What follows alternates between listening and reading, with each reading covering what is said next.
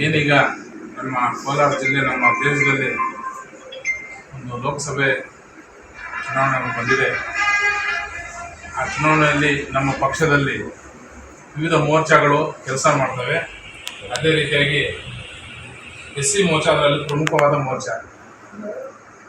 ಆ SC ಮೋರ್ಚಾ ಒಂದು ಜಿಲ್ಲಾ ಕಾರ್ಯಕ್ರಮ ನಡೆಸಬೇಕು ಅಂತ ನಮ್ಮ ಸ್ನೇಹಿತರಾದಂಥ ಕಪಾಲಿ ಅವರು ಜಿಲ್ಲಾ SC ಮೋರ್ಚಾ ಅಧ್ಯಕ್ಷರು ಪ್ರತಿಯೊಂದು ತಾಲೂಕಿನಲ್ಲಿ ಪೂರ್ವಭಾವಿಗಳನ್ನು ಮಾಡ್ತಾ ಇದ್ದಾರೆ. ಅವರಿಗೆ ಸ್ವಾಗತವನ್ನು ಬಯಸುತ್ತಾ, ನಮ್ಮ ತಾಲೂಕಿನ ಗ್ರಾಮಾಂತರ ಅಧ್ಯಕ್ಷರು ಸುರೇಶ್ ರಾಜು, ನಮ್ಮ ಶ್ರೀನಿವಾಸು, ನಮ್ಮ ಶೆಟ್ಟಿ ಮತ್ತು ನಮ್ಮ SC ಮೋರ್ಚಾ ಅಧ್ಯಕ್ಷರಾದಂಥ ಶ್ರೀನಿವಾಸ್ ಎಲ್ಲರಿಗೂ ಸ್ವಾಗತವನ್ನು ಬಯಸುತ್ತಾ, ಈ ದಿನ ನಾವು ತುಂಬ ಒಂದು ಎಚ್ಚರಿಕೆಯಿಂದ ಚುನಾವಣೆ ಮಾಡಬೇಕಾದಂಥ ಪರಿಸ್ಥಿತಿ ಬಂದಿದೆ. ಮುಖ್ಯವಾಗಿ SC ಕಮ್ಯುನಿಟಿಯನ್ನು ಯಾಮಾರ್ಸಕ್ಕೆ ನೋಡ್ತಾ ಇದ್ದಾರೆ ಈ ಕಾಂಗ್ರೆಸ್ನವರು. ಏನೇನೋ ಹೇಳೋದು, ಸುಮ್ಮನೆ ಸುಳ್ಳು ಸುದ್ದಿಗಳನ್ನು ಹಬ್ಸೋದು, ಆ ಥರ ನಮ್ಮ SC ಸಮುದಾಯ ಯಾವುದಕ್ಕೆ ನಾವು ಕಿವಿ ಕೊಡ್ದಿರ ಒಂದೇ ಒಂದು ನಮ್ಮ ಇದಿರಬೇಕು, ಮೋದಿಯವರನ್ನು ಮತ್ತೊಮ್ಮೆ ಪ್ರಧಾನಿ ಮಾಡಬೇಕು. 2004ರಲ್ಲಿ ನಾವು ಗೆದ್ದೇ ಹೋಗಿದ್ದೀವಿ ಅಂತ ಏನೋ ಒಂದು ಮೈ ಮರೆತಾಗದ ನಮ್ಮ ವಾಜಪೇಯಿ ಅವರನ್ನು ನಾವು ಕಳ್ಕೊಂಡ್ವಿ 2004ರಲ್ಲಿ. ಆ ರೀತಿ ಆಗ್ದಿರ ಇವಾಗಲೂ ಪ್ರತಿಯೊಬ್ಬರು ಗೆದ್ದೀವಿ ಅಂತ ನಾವು ಎಲ್ಲರೂ ಹೇಳ್ತಾರೆ. ಅದನ್ನು ನಾವು ಮೈ ಮರೆದಿರ ಪ್ರತಿಯೊಂದು ಮೋರ್ಚಾದವರು ಕೆಲಸ ಮಾಡಬೇಕು. ಅದರಲ್ಲಿ ಪ್ರಮುಖವಾಗಿ ನಮ್ಮ SC ಮೋರ್ಚಾವರು ತುಂಬ ಕೆಲಸ ಮಾಡಬೇಕು. ಅವರ ಜವಾಬ್ದಾರಿ ತುಂಬ ಇದೆ, ದೊಡ್ಡದಾಗಿದೆ ಅಂತ ಹೇಳುತ್ತಾ ನಾನು ಹೇಳಿ ಮಾತನ್ನು ಮುಗಿಸ್ತಾ ಇದ್ದೀನಿ. ಶಿಕ್ಷಣ ಎಂಬುದು ಹುಳಿಯ ಆಳಿದ್ದಂತೆ, ಅದನ್ನು ಕುಡಿದರೆ ಗರ್ಜಿಸಲೇಬೇಕು ಅಂತ ಹೇಳ್ತಾರೆ. ಯಾಕಂದರೆ ನಮ್ಮ ಭಾರತ ದೇಶದಲ್ಲಿ ಜಾಸ್ತಿ ಜನ ಅನಕ್ಷರಸ್ಥರೇ ಇರ್ತಾರೆ. ಆದ್ದರಿಂದ ಎಲ್ಲರೂ ಎಜುಕೇಷನ್ ಪಡಿಬೇಕು, ಶಿಕ್ಷಣವನ್ನು ಪಡಿಬೇಕು ಅಂತೇಳಿ ಮಾತಾಡ್ತಾರೆ. ಇನ್ನೊಂದು ವಿಚಾರ ಏನಪ್ಪ ಅಂದರೆ, ಡಾಕ್ಟರ್ ಬಾಬಾ ಸಾಹೇಬ್ ಅಂಬೇಡ್ಕರ್ಗೆ ನಮ್ಮ ಗೌರವ ಸಿಕ್ಕಿದ್ದು ಅಂದರೆ ಭಾರತೀಯ ಜನತಾ ಪಾರ್ಟಿಯಿಂದ. ಅವರು ಕಾಂಗ್ರೆಸ್ ಅವರು ಅವರಷ್ಟಕ್ಕೆ ಅವರೇ ಕೊಟ್ಕೊಂಡು ಭಾರತ ರತ್ನವನ್ನು ಅವರಷ್ಟಕ್ಕೆ ಅವರೇ ಅವ್ರ ಸರ್ಕಾರದಲ್ಲಿ ಅವರಷ್ಟಕ್ಕೆ ಅವರೇ ಕೊಟ್ಕೊಡ್ತಾಯಿದ್ರು.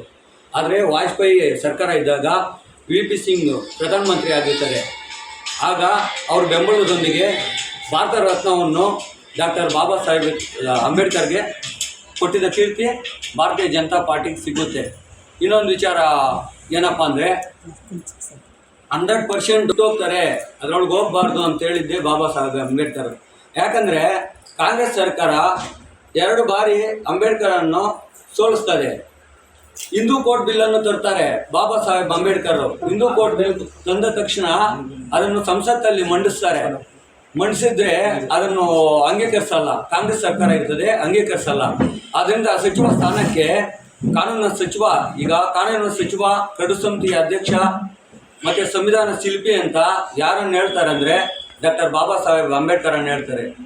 ಆದ್ದರಿಂದ ಅವರು ರಾಜೀನಾಮೆಯನ್ನು ಕೊಡ್ತಾರೆ, ನನಗೆ ಸಚಿವ ಸ್ಥಾನ ಬೇಡ, ನನಗೆ ಈ ಥರ ಅನ್ಯಾಯ ಆಗಿದೆ ಅಂತ ಹೇಳಿಬಿಟ್ಟು ಮತ್ತೆ ಚುನಾವಣೆಗೆ ಸ್ಪರ್ಧಿಸ್ತಾರೆ. ಸ್ವತಂತ್ರ ಅಭ್ಯರ್ಥಿಯಾಗಿ 2 ಬಾರಿ ಸೋಲಿಸ್ತಾರೆ.